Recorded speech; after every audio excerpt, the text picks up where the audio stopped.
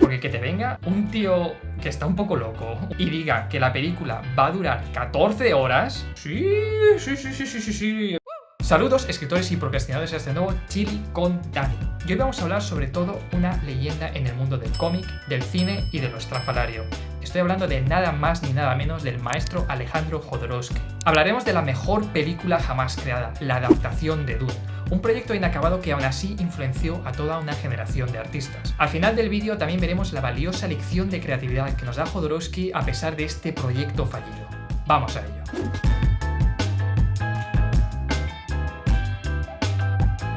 Ok, Alejandro Jodorowsky. ¿Quién es este hombre? Es un director de cine, es un guionista de cómics, es un lector de cartas de tarot, es también un psicomago. Por aquí ya sabéis que hay magos por todas partes. Alejandro Jodorowsky es principalmente conocido por ser un director de cine. Y además un cine bastante provocador, un cine surrealista, un cine vanguardista. Y es que Alejandro Jodorowsky empezó siendo más bien un dramaturgo. Empezó en el mundo del teatro, empezó en el mundo de las marionetas.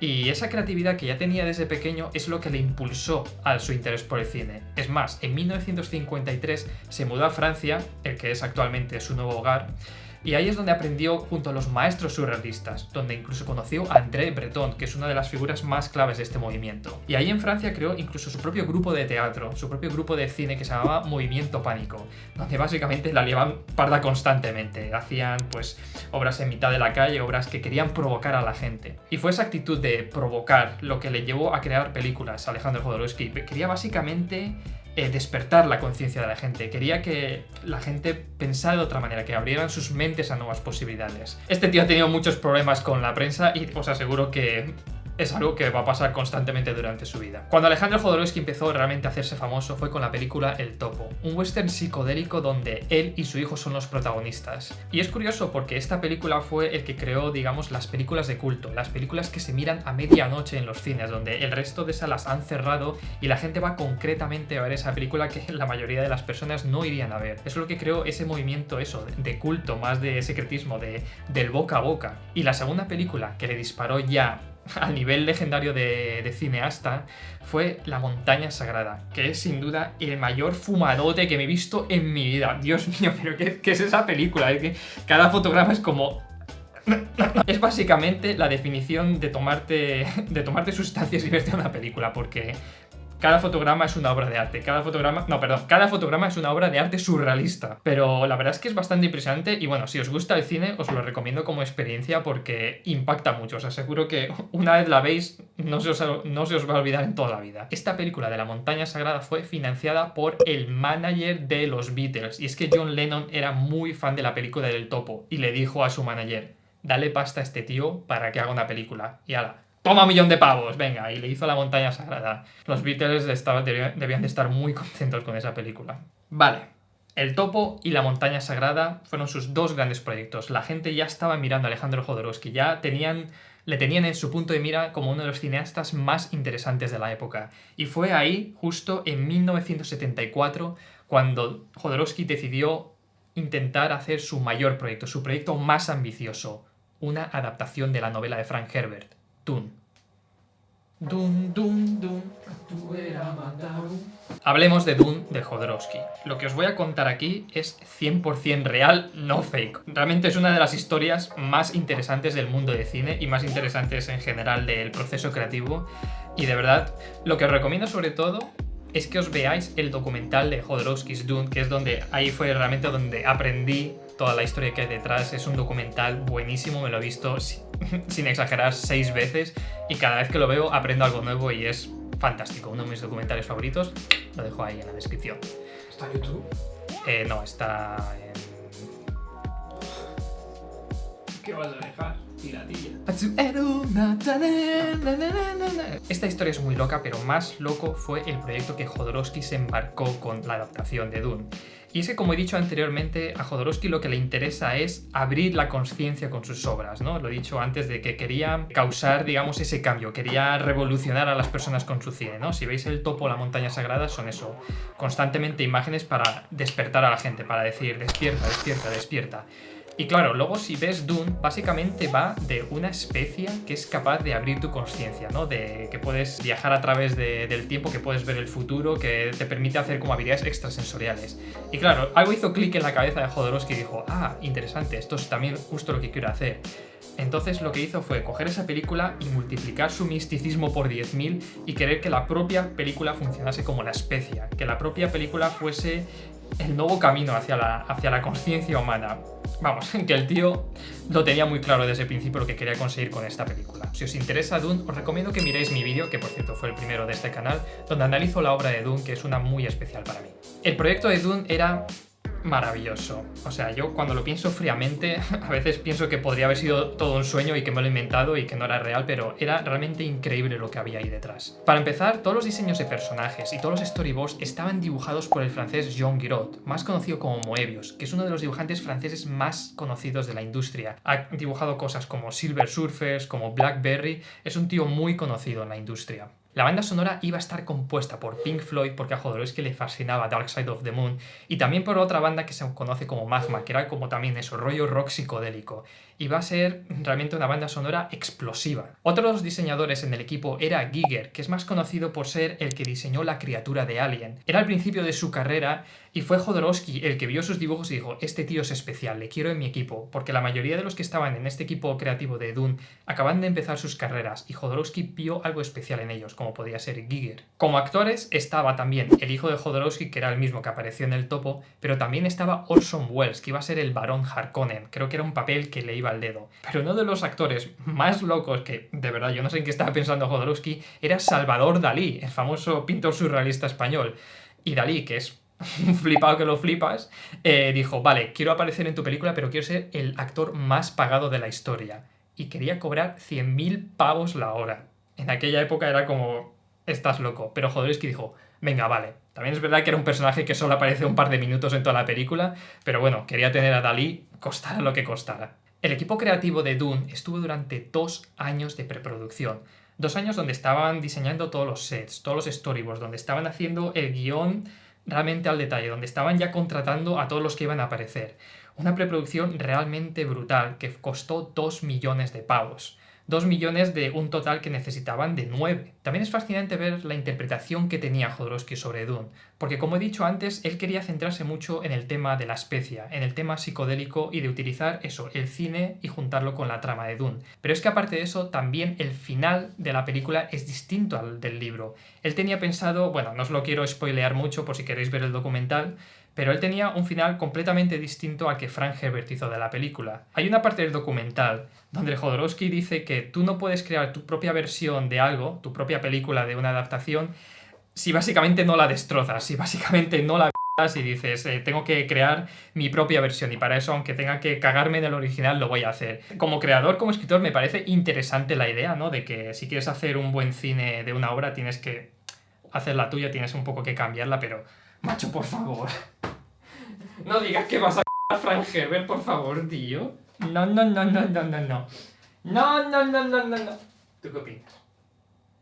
Uno podría pensar que Frank Herbert odiaría a Jodorowsky por este cambio tan radical de su obra, pero curiosamente y según fuentes verídicas se llevaban bastante bien. Y yo creo que porque Jodorowsky es un tío muy jovial, tiene esta salsita especial, ¿no? Y entonces, pues claro, ¿qué le va a decir a ese hombre? Se llevaban bien y tenían esta salsita y yo creo que se respetaban mucho como creadores. Realmente una pena que no se pudiera hacer el proyecto. But with love, with love. Y volviendo a ese tema de por qué no se pudo hacer la película de Jodorowsky, por qué no se pudo hacer esa gran adaptación que era Dune. Y es que cuando le presentaron el proyecto a las distintas productoras, a Warner Bros., a 20th Century, todas dijeron que no. Todas las productoras se echaron hacia atrás. Dijeron que aunque era increíble lo que había ahí atrás, que les parecía fascinante, que no podían hacerlo, que era demasiado arriesgado. Y la verdad es que me voy a poner un poco de parte de cada uno. Por una parte, claro, Jodorowsky lo puso ahí todo, puso toda la carne en el asador. Quería hacer realmente el mayor proyecto de ciencia ficción de la época. Hay que recordar que esto fue antes de Star Wars. Claro que a él le dolió que no se pudiera hacer esta obra, ¿no? Porque finalmente no se pudo hacer su película por culpa de esa falta de 7 millones de dólares.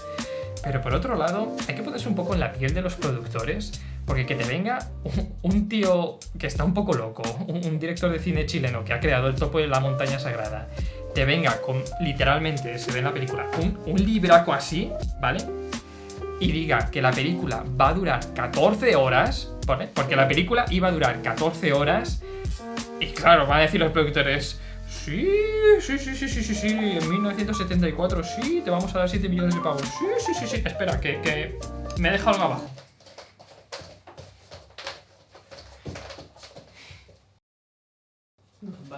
Ain't gonna happen. O sea, entiendo perfectamente que las productoras se echaran para atrás y que decían, no podemos arriesgarnos con esto. Es triste, pero es la realidad. Al final, quien tiene el oro hace las reglas. Soy el meta referencial. ¡Let's go! Por desgracia, el proyecto tuvo que abandonarse y esa gran película que iba a ser la adaptación de Jodorowsky de Dune no se realizó. Pero esas huellas creativas todavía permanecen. Todavía se pueden ver en distintas obras que sí que han salido, en cómics, en películas, en novelas. El Dune de Jodorowsky está vivo, solo que de la manera que él nos esperaba, de una manera un poco más indirecta, y eso es lo que vamos a ver a continuación. Cuando las productoras le dijeron que no a Jodorowsky, ¿sabéis lo que le dijeron? El tío se acercó a ellos, le miró y le dijo: en la vida no pensamos que la gloria es el dinero, pero nos equivocamos. Nuestra droga es lo primero. ¡Vamos para allá! A ver, para ser sinceros, le rompieron el corazón a Jodorowsky. El tío perdió la fe en la industria del cine y tardaría muchos años en querer volver a hacer su propia película. Realmente fue un golpe duro para él. El video de la noche. Por suerte para nosotros, Jodorowsky no quería desperdiciar todo ese material creativo. Pensaba que ahí había demasiadas cosas buenas para que fueran desechadas, para que fueran olvidadas. Así que quería crear otra cosa distinta. Y si no podía hacerlo con el cine, lo haría a través de los cómics.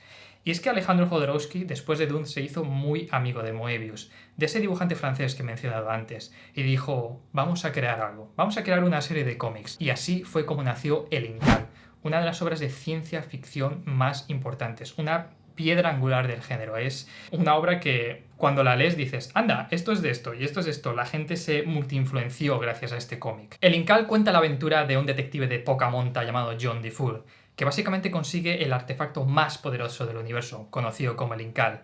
Y es eso, sus aventuras espaciales de toda la gente que quiere hacerse con ese artefacto de poder y cómo él tiene que averiguar qué hacer con ese artefacto, qué hacer para salvar el universo o destruirlo. Es una aventura realmente interesante. Pero estoy convencido que la obra donde realmente se ve la influencia del Dune de Jodorowsky era en el cómic de los Metabarones. Este de aquí, dibujado junto con Juan Jiménez, que es básicamente un spin-off del Incal, donde cuenta la metagenealogía de un personaje del Incal, que es eso, el Metabarón. Y es súper interesante cuando lees el cómic porque, eso, hay escenas que son literalmente las que iban a salir en la película. Por ejemplo, hay una escena donde supuestamente es la concepción del protagonista de Paul Atreides en Dune, donde una gota de sangre va viajando por todo el cuerpo hasta llegar al útero de la madre y donde pueden hacer, digamos, ese salvador.